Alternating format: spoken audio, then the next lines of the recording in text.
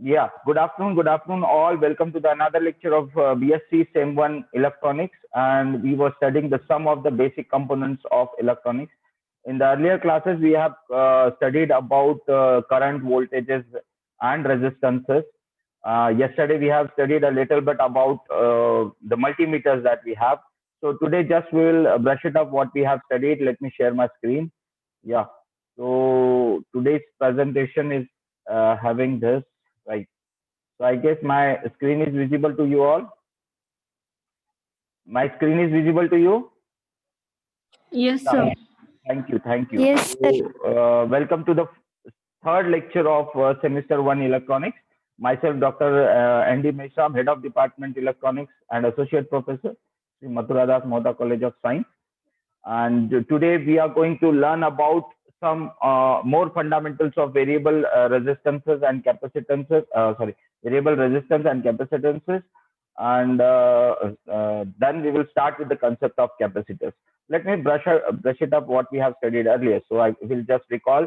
So resistor examples we have studied. These are some of the examples of resistors.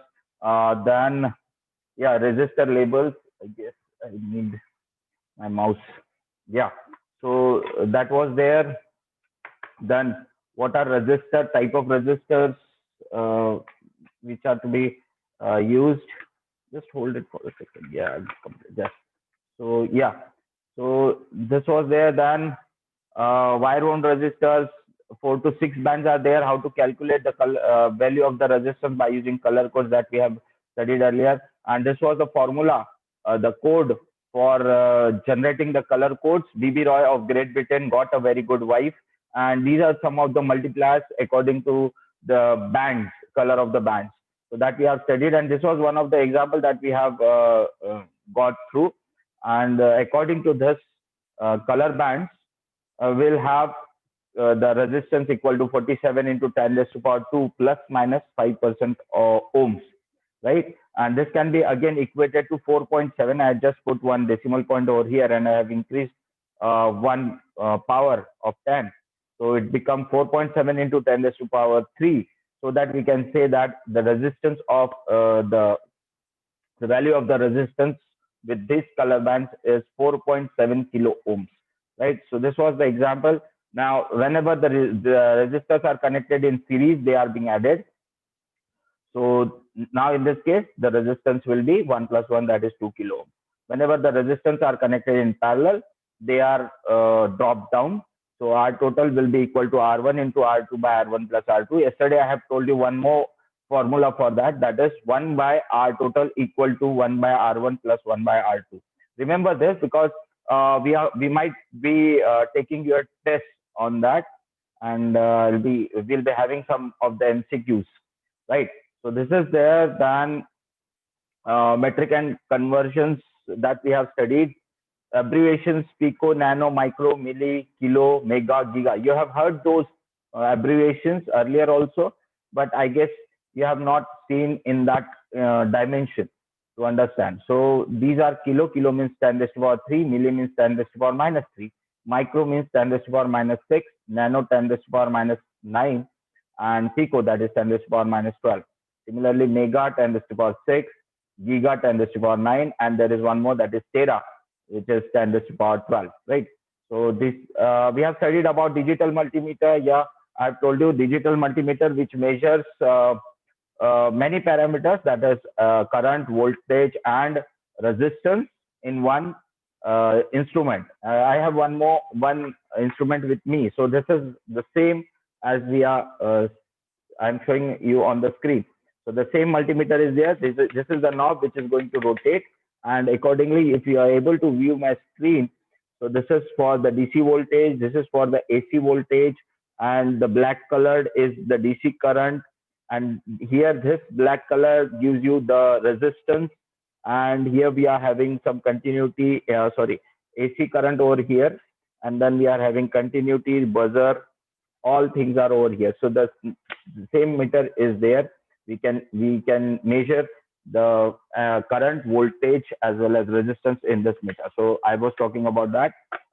Whenever the offline classes will start, we'll go through that. So voltmeter is connected in parallel. Voltmeter is connected in parallel. Ammeter is connected in series. We have shown you like this. So ammeter connection is, the ammeter is always connected in series, right? Like as it is shown in the diagram over there. Then the input impedance of the ammeter should be very, very low. And similarly, the voltmeter is connected in parallel, right? So the voltmeter is connected in parallel like this across the resistance, across the voltage to measure the input impedance of the voltmeter is very, very high, right? So ohm meter connection. So whenever we need to measure the resistance, then we have to take that resistance out of the circuit, and then only we can measure. This much we have studied in the last class, and today we are going to study about the concept of variable resistor. Now, what does variable resistor mean? Variable resistor means the resistance of which the resistance of a component can be increased or decreased accordingly. So I am having one pot with me. This pot, I guess everybody might have used, which is used to increase or decrease the sound, right? So this is that pot, potentiometer it is called. So it is used to increase or decrease the sound of or anything like voltage or current accordingly. So this is actually called as a variable resistance, where the resistance can be varied. That is called as a variable resistance. So the all data is written over there, and this is actually the water analogy circuit of that. So water in over here, and this is the movable arm. According to that, the water can be adjusted. So this is the basic structure of this pot, which is in my hand or right over there. So I'm showing you right there. So this is that pot, and what it has is we are having two terminals, terminal A and B. The wiper is the center terminal. So this terminal connects the center portion. So if you are able to say that, so this is the wiper contact which moves on this resistive material, and accordingly the resistance of this is being varied. And this is a stationary contact. So this is kept constant, and wiper, the middle terminal, is connected to the variable point. So we are having 3 points, as you are able to see here. 3 points are there in this, 1, 2, and 3. So the middle one is the wiper, and any one of the end points can be kept constant, right? So this is there, and this is the stationary, and this wiper rotates on this resistive material. Accordingly, the resistance can be varied, and therefore this is called as a variable resistance, right? So variable resistance, which the resistance of which can be varied, and we are going to daily use this whenever the offline classes are going to be held. So variable resistor operations, these are some of the say data which you might be requiring for your academic purpose. But basic is that that's like this, and this is the third pin which is connected. And usually it is the wiper that we are having, which is rotating on that resistive material, and accordingly the resistance is going to vary like this. So the whole resistance, I guess, might be 10 kilo ohms, and wherever this wiper is there, then the resistance is according to its distance from this stationary contact. So if it is at the middle, and if the total resistance of this potentiometer is 10 kilo ohms, then at the center it will show you 5 kilo ohms. At this center it will show you 2.5 kilo ohms, and accordingly it is going to vary, right? So that is the basic concept of this variable resistors, and this is the symbol for variable resistor that we use. So variable resistor is always shown. This is a general resistor, and an arrow is shown. This is actually the wiper which is going to move on this. I guess we have to draw this symbol in every of the circuit that we are going to perform in our practicals, right? So this is that, and this is how it looks. So if you are able to see this, see my screen. This one, it is having 3 points. So first and second, and this is the central, and this is that rotary thing where we can rotate, and actually the resistance can be varied accordingly. So variable resistor types, these are some of the rotary potentiometer types. These are called as say pots that we are having. So these are moved by say the screwdriver, and these are also having all are having three terminals, and these are some of the more pots that we uh, in this today we are not going to use those types of pots. So these are actually the potentiometers. Those are called as variable resistances. Uh, Sorry, something. Yes. So I guess something has went wrong. Uh, my presentation is not responding. I guess I was clicked on some portion. Okay. Mm, yeah, will do. Okay. Right. So yeah.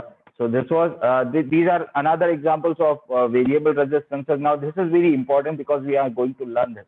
This is called as a photoresistor. Sorry.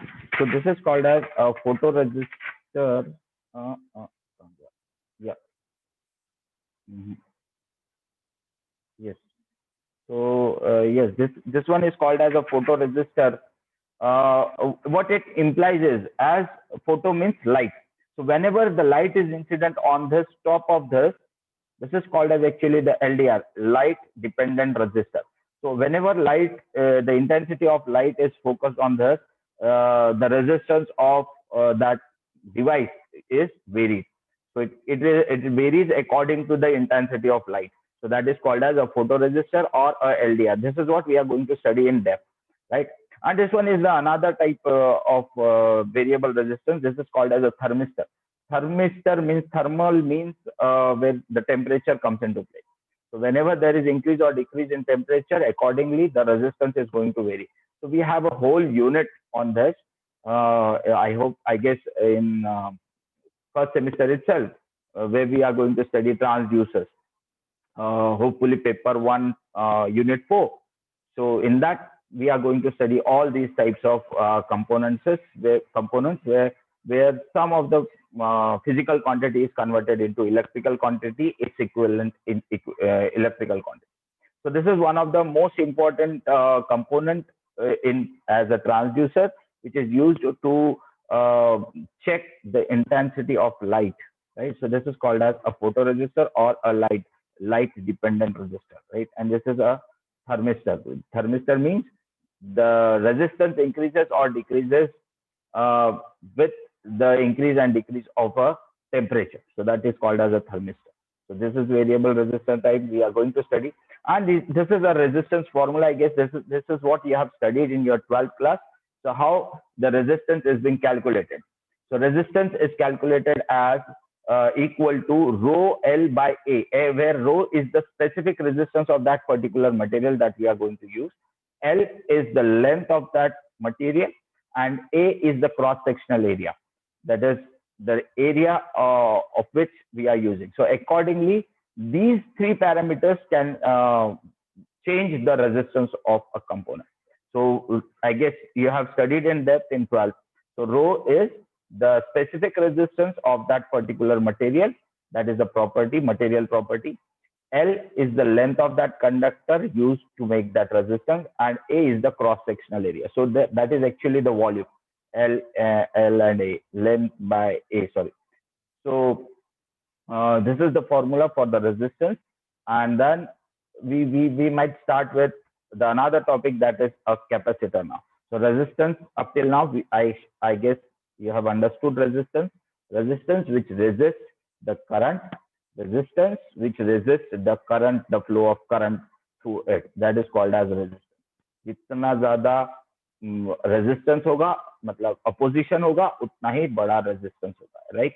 तो मैंने उसके लिए आपको example बताया था कि conductor less resistance provide करता है, इसीलिए उसका रेजिस्टेंस बहुत कम होता है, whereas द इंसुलेटर उसमें से कुछ भी करंट पास नहीं होता है, इसीलिए it has a highest resistance, और हम लोग बोलते हैं इनफाइनाइट रेजिस्टेंस. मैंने एक एग्जांपल भी दिया है, एक वायर ऐसा जॉइंट है, इसको अगर हम लोगों ने तोड़ दिया बीच से, तो अब इन दो टर्मिनल के बीच में क्या होगा, इतना रेजिस्टेंस होगा, इनफाइनाइट रेजिस्टेंस, क्योंकि इसमें से अब करंट पास नहीं होने वाला है. So this is the best example that you should remember to understand what that actual resistance means. So this is all about resistance. we have studied the color codes of a resistance.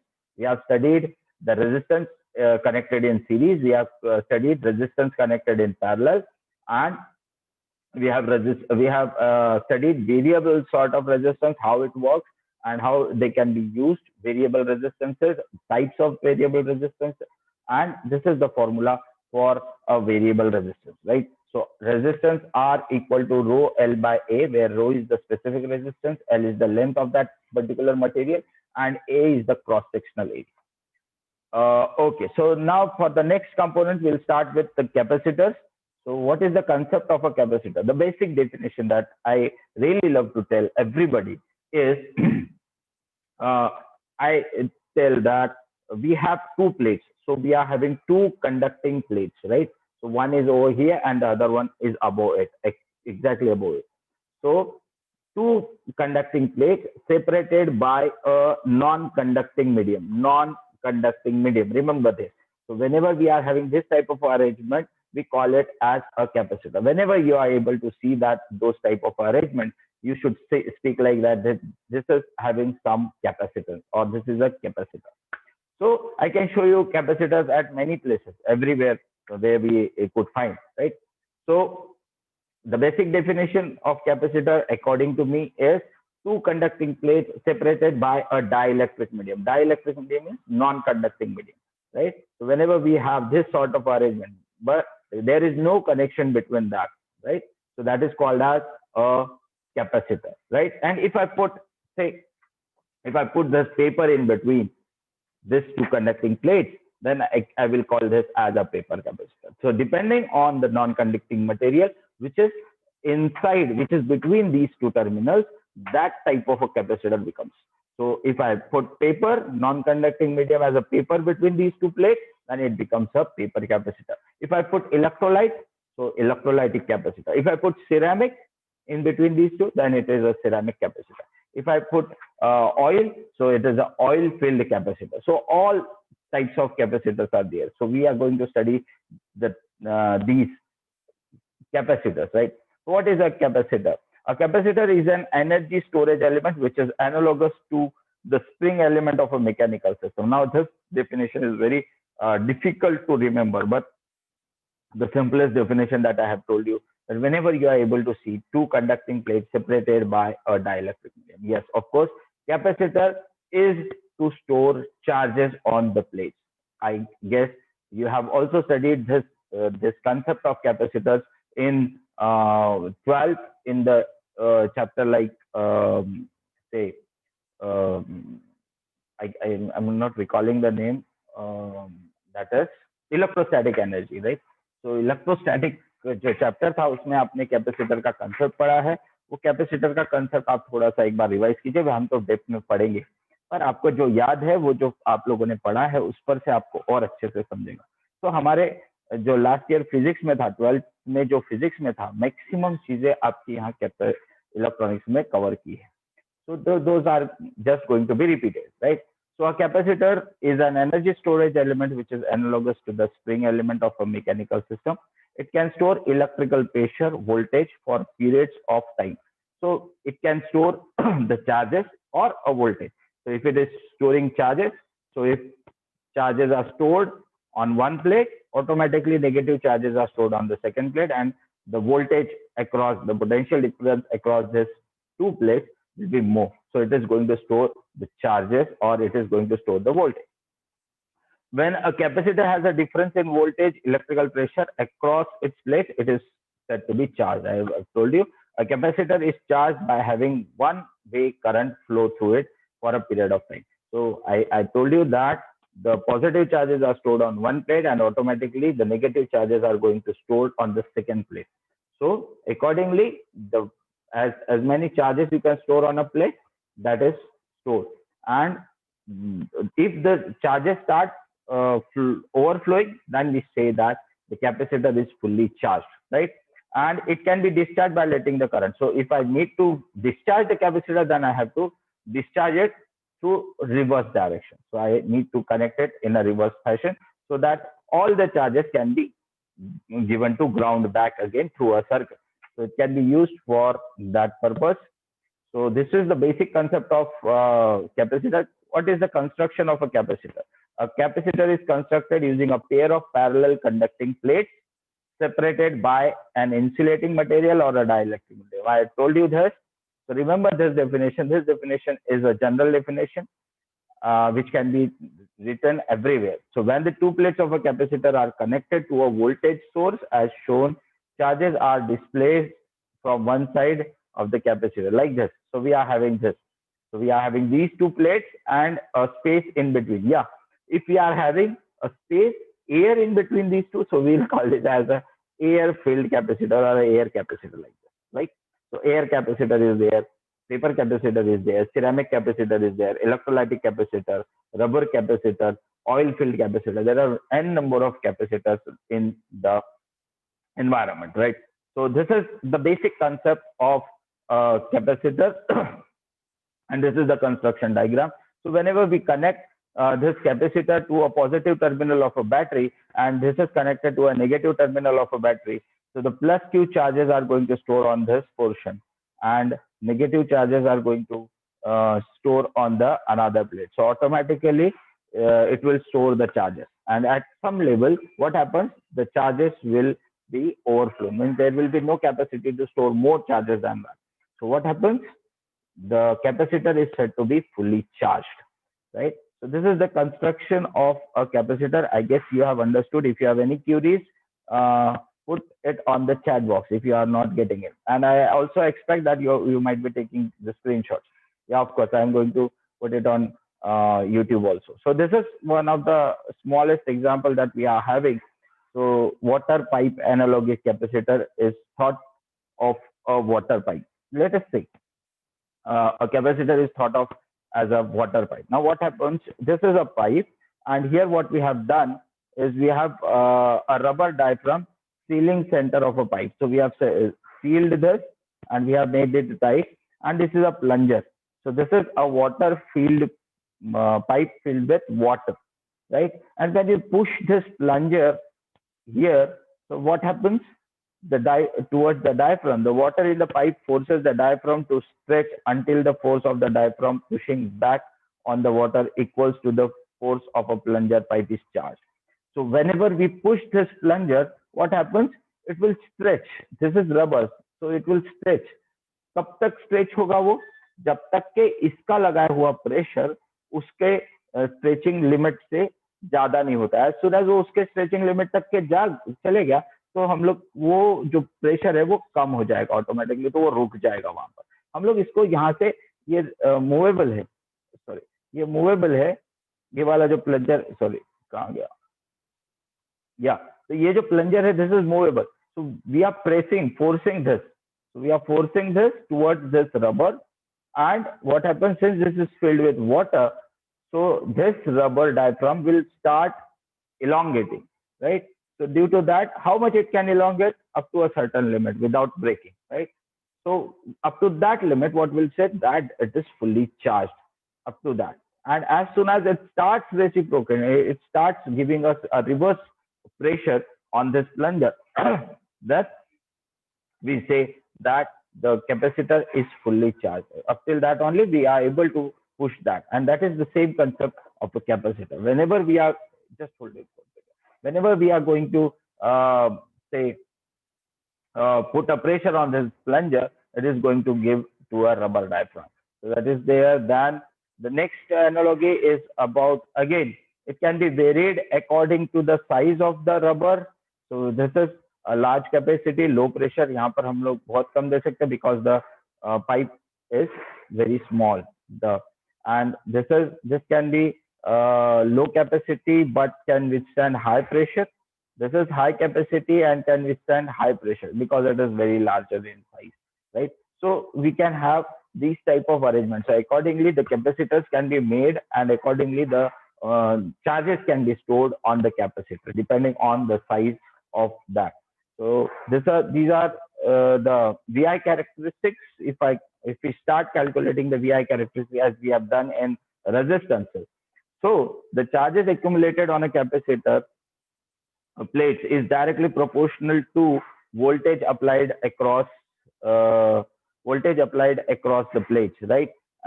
Yeah, this is a formula that I guess you might have studied. So Q is directly proportional to the voltage. Q is directly proportional to the voltage, where Q is the charge and V is the voltage that I'm shown over here. And if we have to say remove this proportionality sign, then we have to put equal to C into V, where C is supposed to be the constant of proportionality and is called the capacitance. And the unit of this capacitance is farad. Farad. And this always comes in millihenry, microhenry, or henry, right? So, sorry, that was inductor. Farad, microfarad, nanofarad, yeah, millifarad, depending on the capacitor, right? So actually we are going to use those. Sometimes it is picofarad also. So I am telling you those abbreviations are very essential for in electronics. So now if you put this, so VI characteristics of a capacitor is obtained by computing this dq by dt equal to dq by dt into C into dV by dt, and dq by dt is nothing but the current. So IT equal to C dV by dt. Alternatively, integrating the above equation, yeah, so we can have Vt equal to 1 by C integration of 0 to T I into T dt, right? तो हमने इसको integrate किया, तो ये dv by dt का जो था वो v हो गया, ये c नीचे आ गया, यहाँ तो 1 by c हुआ, क्योंकि ये कांस्टेंट है इसलिए इंटीग्रेशन के बाहर आया. Up to what limit we are going to put? To the limit 0 to t, I is going to be stored, the current is going to be stored over there. So I C into dt. Accordingly, the charges are being stored. So this is the formula for capacitance as we have done with the formula with resistance. So R equal to rho L by A. Similarly, we are having C equal to epsilon 0 A by D, where epsilon 0 is the permittivity of free spaces. How much permission, how much the lines of forces can be permitted in a say in that particular space, that is called as the permittivity of free space. Then A is the area of the plates that we are going to use. They should be on that. And D is the distance of separation of the plates. So कितना space है उसके बीच में, उसके हिसाब से भी हमारा capacitance कम ज़्यादा होता है. As you are able to see here, the capacitance is directly proportional to the area and inversely proportional to the distance between the plates. So we are going to use these concepts in the transducers also. So this is about the capacitors formula, and yeah, we can take the dielectric constant as K also, and so C can be calculated as K epsilon 0 into G, where G is A by D. So we use this geometry factor for other types of capacitor like. So this is the formula for that. Say this is the circuit diagram, plus Q minus Q charges are being stored on this, and it depends on this formula, C equal to epsilon 0 A by D. And yeah, capacitor symbols. So these are some of the symbols that we are going to use. So if you are able to see, this is both the plates, both the lines are having same distance, whereas in the say power supply, one is smaller and the other one is the higher. So we call it as voltage source because it is at a higher potential. So we write a bigger line, and at the smaller potential, so we write it, draw it like a small line. Sorry. So this is for a capacitor. Here we are showing that both the plates are in of same magnitude or same volume. Like, so this is a capacitor. This is a polarized capacitor where we are having polarity. This capacitor is not having polarity. Plus minus is not there. Here it is having polarity, positive and negative. And this is shown like a variable capacitor. Even the variable resistors are shown like this. So we will have a resistance symbol and an arrow in between, which implies that it can be changed. So these are some of the capacitors. This is ceramic capacitor, I told you, and this is this doesn't have polarity. These are electrolytic capacitors. Electrolyte is kept in between that. Then these are capacitor variations. These are Mylar, mica capacitors.